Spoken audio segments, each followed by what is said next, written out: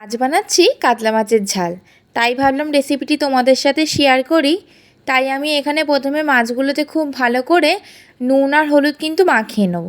দেখো আমার মাছগুলোতে খুব ভালো করে নুন হলুদ মাখানো হয়ে গেছে।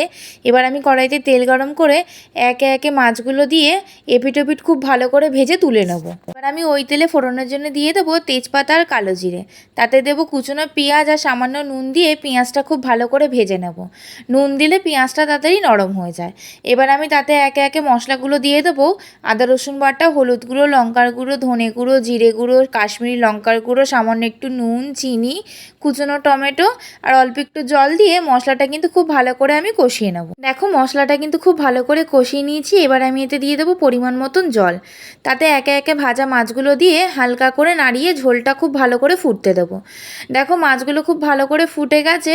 এবার কিন্তু আমাদের মাছের ঝাল একদম রেডি। নামানোর আগে ওপর থেকে দিয়ে দেবো কুচনো ধনেপাতা।